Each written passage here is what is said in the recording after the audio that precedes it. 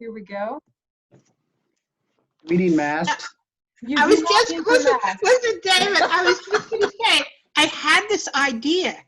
If I wear a mask every time I use my computer, will I not get a virus? Think about it. See, that may have been the secret for years and we didn't know it. Didn't know it. Right? That's- My computer's always getting I was viruses. thinking We that this are- morning. We are recording at this point, so I am going. Sorry about that. No problem. We're just gonna let her roll. So, and I'm just gonna give it a second or two and see if anybody else joins us. This is not gonna take very long. I am not gonna keep you very long. I just wanted to show everybody how to use this particular feature because I think it's really cool. A lot of people have been asking appFiles to do this for years and they haven't gotten around to doing it. And I noticed that in Remind now, they have the same setup. And so I almost sort of wondered if there was a little bit of inspiration, if you will, from them. Go ahead and do this. Well, copyright violation, one or the other. Let's not even go there again. Sorry. So let's just see if anybody else hops in and then I'll go ahead and I'll get started. And I'm just going to be sharing my screen with you guys. Can everybody hear okay? Yes. Okay, good. All right. I'm trying to get to some good light as well.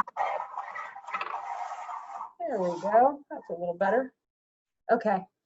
All right. Well, this is easy peasy 1, 2, 3 easy, and it's why we like appFiles because it is so easy to use. I'm going to share my screen with you real quick, and I guess if anybody jumps in, we can always just sort of let them take a second and join us. So I am going to log into appFiles, and here I am. Okay, so I'm going to start a new file just because, and that way it'll be super easy, and we're going to be working with, of course, Mitch Testerson, our favorite, my favorite. And I'm going to just make him a referral. Why not? And fill him in and just start this up. Let's go with that. That looks good. Next. Okay. I also want to show you guys one other thing. I'm going to keep my eye open here also too for any participants who want to chime in at any point. Are you all using the RMAA forms in appFiles? Yes. Okay. The RMAA forms are the forms that are required on every contract, and I have them all grouped together. If you go to this screen and you just do a quick search for the letters RMAA, they all come up. The buyer client recommendation, the in-house form, the cyber fraud form, and the under contract processing form. I'm also going to be working with appFiles to make that under contract processing form fillable using the automatic import button. So that's going to be coming soon. Yay! Woo! Yeah, that's good. That was a pain. It is a little bit of a pain, and it's tedious because of the way that they've set their form up. Their fields are drop-down boxes, and so I had to recreate it and just make it fillable so you could type in so that you'd be able to have it in here. But I want to take it a step further and I want to make it so that it's fillable. So for now, what I'm going to show you is what they have done for the purchase and sale. So if you go and you type in, you're looking for your purchase and sale agreement, of course you can just put your cursor into the search for forms and start typing the name or even just a word that's in the title of the form. It's going to come up, and this is the regular F201 purchase and sale agreement.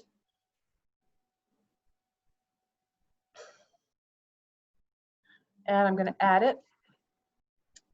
And I'm going to impersonate someone, of course, because why wouldn't I? I'm impersonating myself. When you now go into the special stipulations area of any place on any form where you can fill in special stipulations, and you click in, you're going to see this thing that shows up that says saved clauses. And then you click on show.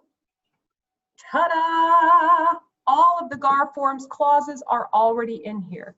So you can do the same character search that you do to find forms to find the clause that you're looking for.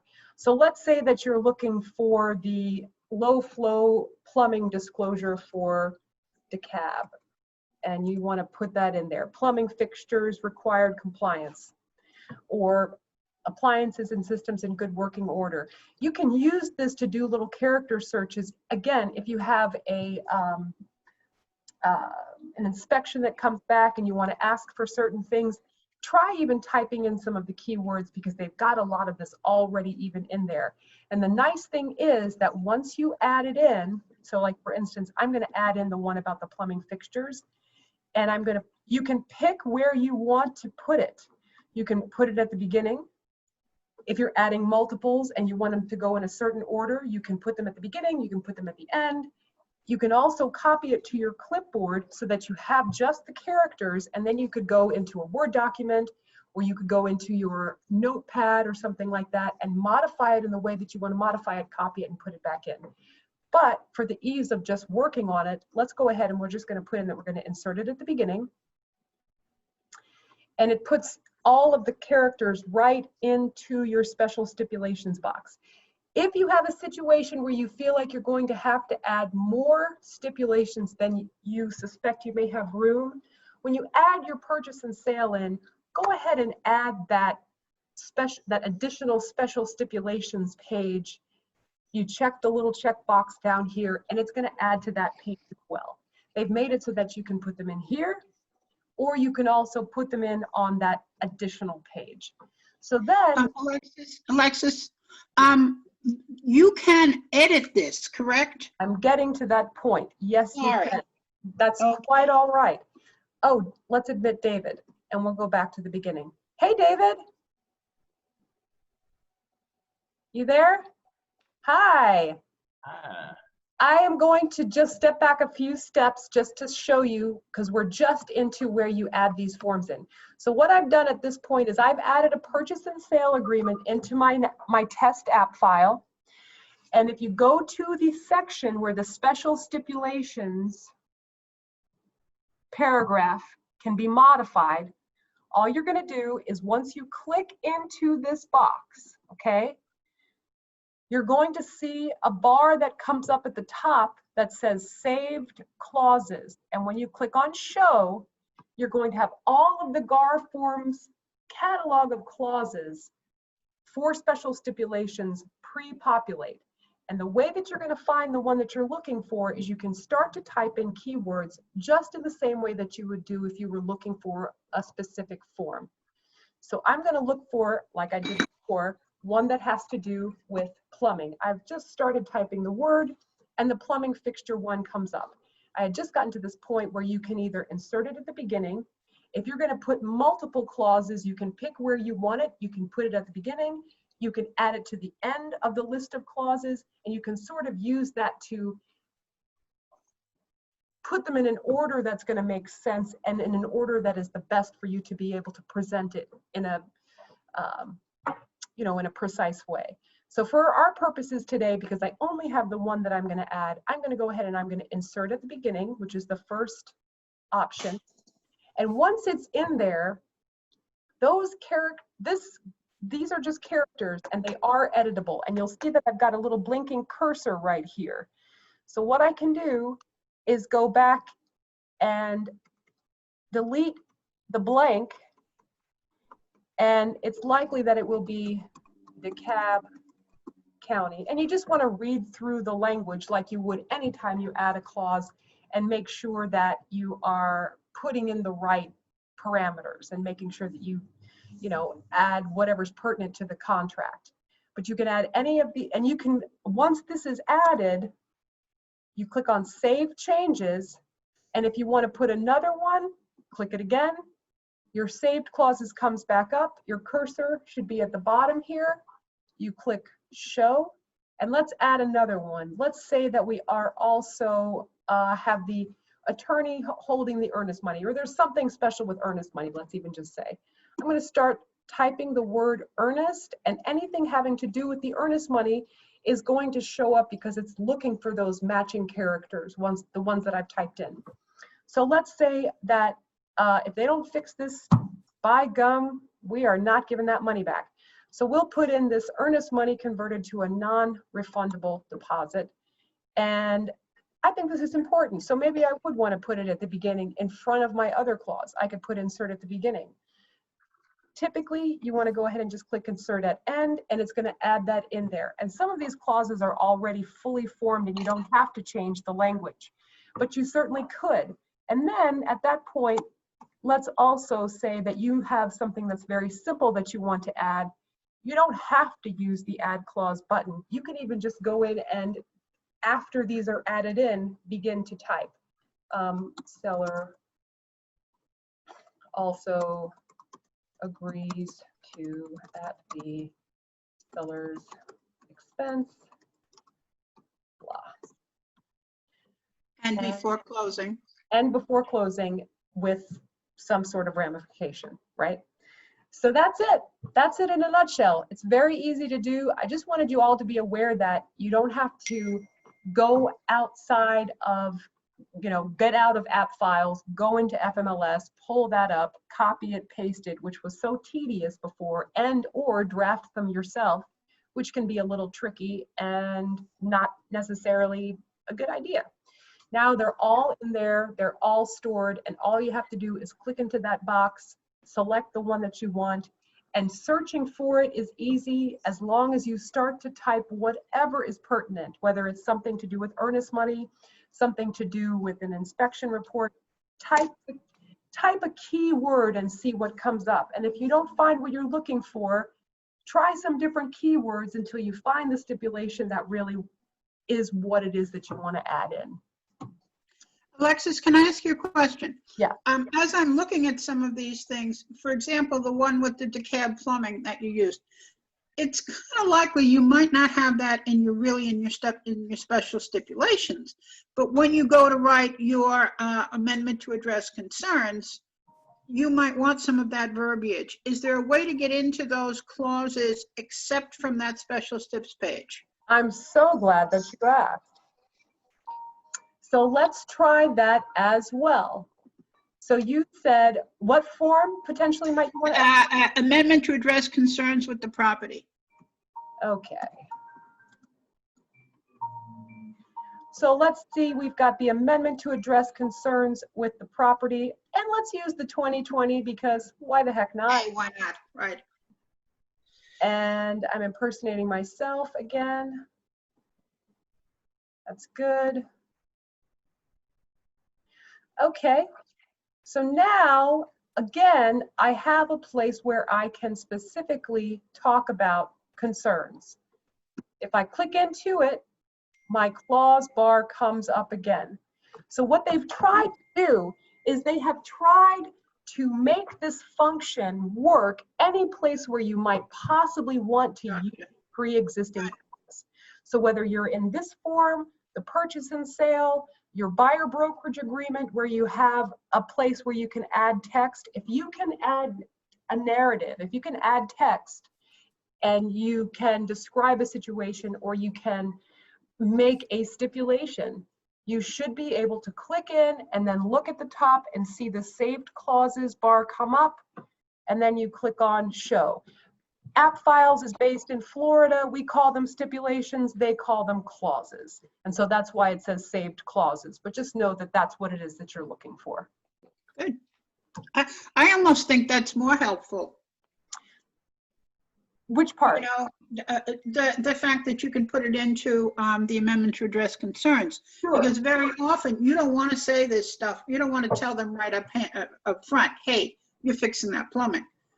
Until you have the inspection report, sure. Absolutely. So good. That's good. That's very good. Even try one more and just kind of see if there's any. And also too, you know, the owner of appFiles called me personally and he was like, Alexis, you're going to be so excited about this. You're going to love this and you're going to be able to share it with people very easily. They're very responsive to us. If at any point you come across a form where you want to be able to use this function and it's not there, just let me know and I will contact them and they'll be able to make that happen very quickly.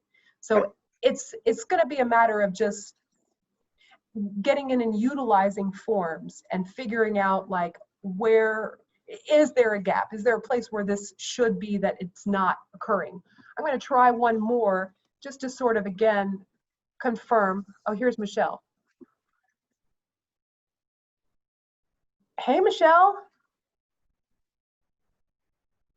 Michelle, I'm just about to add another form into my test file and show people that they can find this new feature across multiple different forms.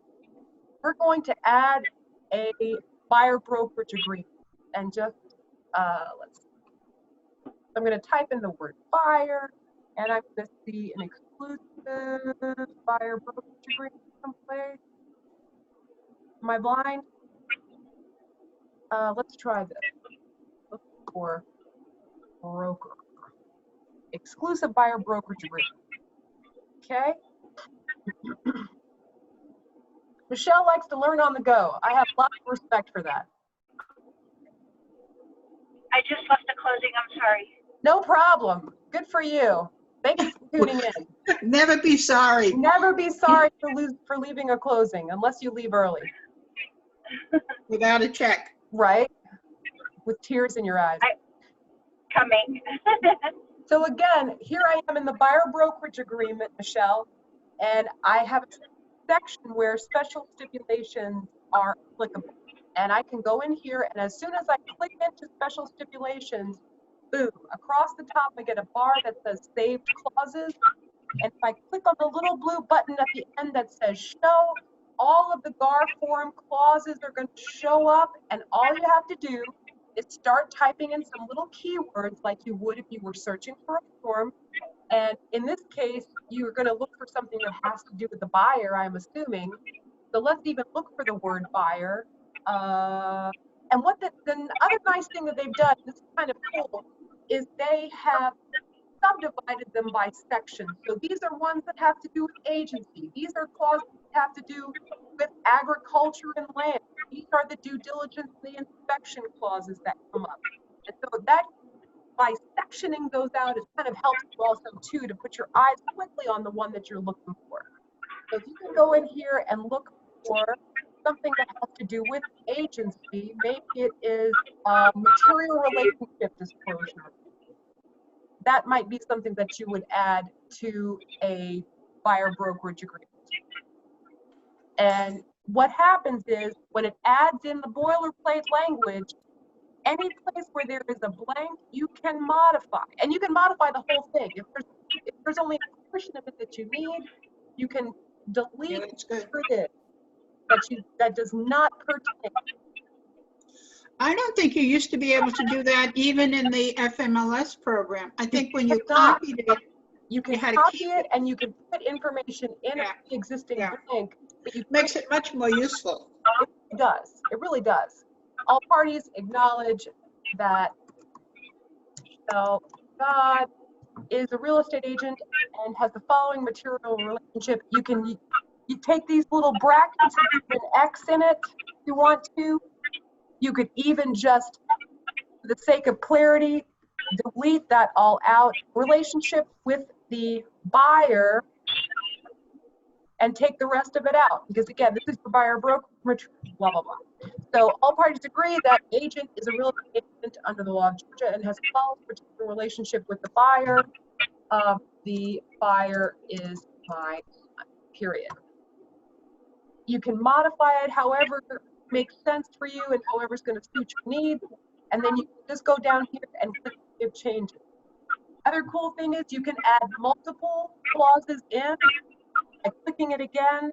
You put your cursor at the end of the text because you want to just be careful that you don't accidentally insert one in the middle. But when you click on Saved Clauses again, it's going to ask you where do you want to put this clause. Do you want to insert it at the beginning, insert it at the end? And I was also saying earlier, you can copy a clause to the clipboard. It's going to put that text kind of in a saved waiting zone, and then you can paste it elsewhere to modify it. especially if you had like a long series of things and you weren't sure if you were going to have to put it on an additional page. Any questions?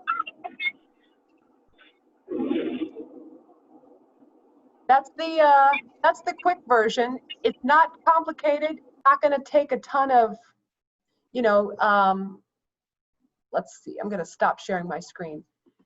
This is very easy. I just want to make sure you guys were all aware that this was a possibility, because I think it's going to help you to write things more quickly, and I think it's also going to like be a time saver and may help you to write a cleaner contract as well.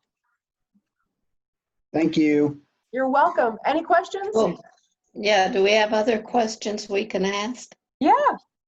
All right. On the last page, all of your information, I cannot make it transfer, so I don't have to write it in every time. Okay, a good question. A very good question. So I'm going to share my screen again. And here we go. Let's go back. So each year they put new forms in, right? Go to your home page, okay? And go to, where is that again? Form values. If you look at your picture up at the top left, there's 3 items that happen right here. The third item is form values. If you click on that, it's going to bring up all of the forms in the library. What you want to do is you want to find the forms that you use the most. For instance, let's even just go down here and we're going to use our exclusive seller listing agreement. Let's say that you do a lot of listings. You're going to pull your listing agreement up, go to the signature page, and put your information in here. And then every single time that you add this form to a new app file, that information will be there. Can I ask a question about that? Yes. So I do that, but on one of my Oh. forms, You do that what? I do what you're saying, but on one of the forms, my information comes up on both sides. Like, I think it's the purchase and sale agreement, and Right. then my information comes up on the selling agent side and the listing agent side, and I always have to erase one whole side. Right. So The idea is that if you are representing one side, let's say that you're representing the listings, your information comes up on both sides. Yeah, you're gonna overwrite the other side with the person who brings the buyer, with their information. If you're bringing the buyer, when you put the FMLS number in and you import the information, it's going to ask you, do you want to override this information on the listing side? And then you can just say yes. Again, that's a personal preference. You don't have to put it in on both sides. You could take it out, especially if you do more buyer transactions and you know that primarily you're going to be working on the seller side. You could just fill that side in and then not have to erase the other side, or vice versa. Do I see Okay. a hand? I keep thinking I can move this thing around. Okay, so what I understand now is if you go up by your picture and you go down to that Form value, values. Form values. value, that, because this has been making me nuts. It was when I had the buyer, I had to go and I had to type everything in. But that's where I need to fill it in. And then once I fill it in once, it will auto-populate after that. Once you fill it in once, it is a permanently a Perfect. part of that form. So you Perfect. can always have that information in there and do it on the purchase and sale, do it on the listing agreement, do it on the buyer brokerage agreement, do it on the big ones. And then when you add other forms in and you use the import values, you can import that information, and as long as it's all filled out in the purchase sale agreement or in the listing agreement, you can pull it over into whatever new forms you add to the file. By Okay. doing what? By Yeah, using that's good. by using the import values function. So again, let's go back to my recent app file, which is over here. And I'm going to look at Mitch Testerson, good old good old Mr. Testerson. He's been a good, loyal client. And I'm going to go into the purchase and sale agreement. Oh, this is yours. And so here on this big yellow button enables you to import values. If you click on that, you can import values from an already existing form. You can import values from another form in the file and the info fields from that form. And actually, you can even pull it in from another files form, which is very handy. And it's just going to walk you through the prompts. You just select it. And it asks you first, what's the source app file? You can change that, or you can, like, I don't know what file this is, but I'm going to pick it. And there's no information in the file information, but there may be information in the, Do you want an address? oh, you're not gonna, you'll have access to it. I won't Then have, yeah, I may have access to it. Yeah, Yeah, you will, because you're on. Yeah, try 407 Dogwood Way. Okay. All right. So, okay, perfect. So you have filled the file information out. You also have the, you can pick the import source that you want here, and you can choose that. If it's not what you're looking for, you can always go back to where you pick. And if you click on import from a form and you go back and you do 407 Dogwood Way. Right. Like, let's say this person was your client as for a sale, and you don't want to have to put all their information in all over again. You can, and now they're buying a new house, you make your new file, and you can import their information in from one of the forms that you've already filled in, as long as you did it as a form in appFiles. If you upload something and it's just a PDF, that's not going to work. It has to be from a form that got originated in appFiles. And I think that's important, because what happens sometimes too is you have your form that's originated in appFiles, okay? Right. You send it to the other agent for signature. She converts it, bingo. Now it's no longer an original appFiles thing. When you get it back, you can't draw the information out of that, but you can go back to your original correct draft of that, take the information off your original thing, and say she's come back, I don't know what, this happened to me on this file, where, you know, it went back and forth so many times that when it would come back, I couldn't manipulate it around. I had to convert it, and if I wanted to move anything, I had to take it out of my original thing. Right. So as long as even if you send it off for signatures, when you've drafted the original version and you save it in like general paperwork, you know, you can still go back and pull it over. Right. Yeah. One other thing that I want to mention while I have you guys on the line. So Amanda has, and I've only got a couple of minutes left, so I want to just tell you a few things. Amanda Watson, the money mover from our, sorry about this, let me get rid of all this junk. We have a new banking system, and part of the process is if I scan things in the afternoon, she then has to go through and she's got to actually ratify it and make it go into the bank. So I can scan it in and I can tell her that it's in there, but in order for it to actually go in and be a deposit, she has to do that. So she has asked me to make sure that everyone is aware that if you have a check that gets dropped off after 2 o'clock, it gets processed the following day. And I always scan things in first thing in the morning and cut checks first thing in the morning. So if there's something that has to absolutely go in that day, then if you can get it to me by 2 o'clock, I can make sure that it goes in. But after 2 o'clock, it's almost like it's going to be part of the next day's banking.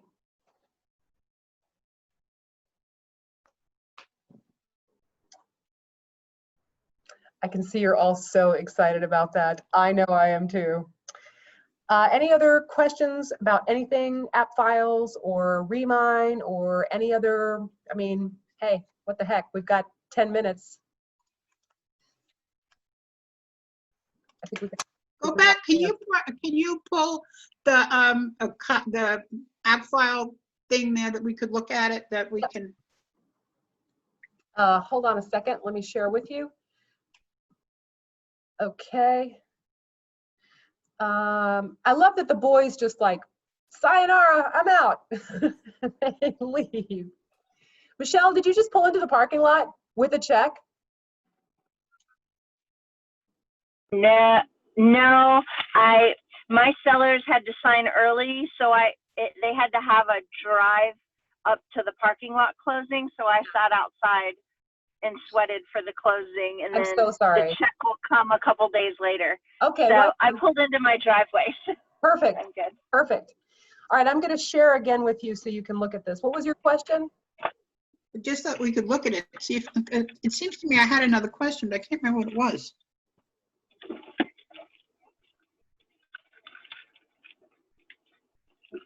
I'm really glad. Hey, that, Alexis, yes.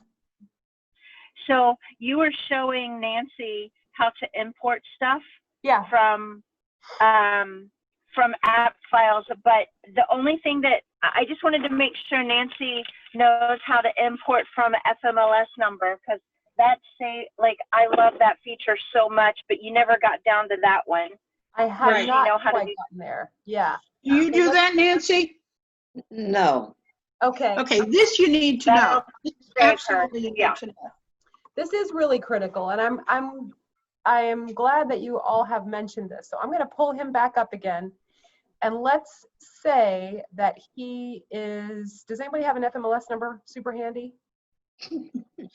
I know, right? Maybe. No. Okay. I'll get one. Hold on. Okay. So when I use this import values button, I can fill the blanks in appFiles by pulling information in from one of these three sources. And if I select import from FMLS, I can go in here and I'll actually pull one up real quick. I have an Okay, FMLS good. number of, let's even try, I might have one here in a second. Let's see. Depending on how fast this thing is. okay. I'm even just going to randomly pull one up, and this is for 6717306. So I'm going to put my FMLS number in there, and I'm going to search for it. It's going to find the property from FMLS. If I click on choose, it tells me that there are all of these values that match. There are places on the form that match values that are available in FMLS. And I have the opportunity now to tell them which ones I want them to fill in. I want them to fill in everything. There is a disclaimer that essentially says we're pulling information in and we indemnify ourselves from anything that may be inaccurate or false. You have to select yes, I agree, and then you import. And here's what happens. You can perform another import at that point, and you could then pull your information in from another form or from the info fields. I don't want to do that though.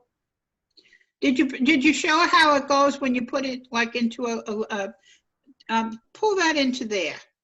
Yeah, I did. It didn't pull for some reason. Wait, hold on. Let me refresh this real quick. Yeah, you may have to.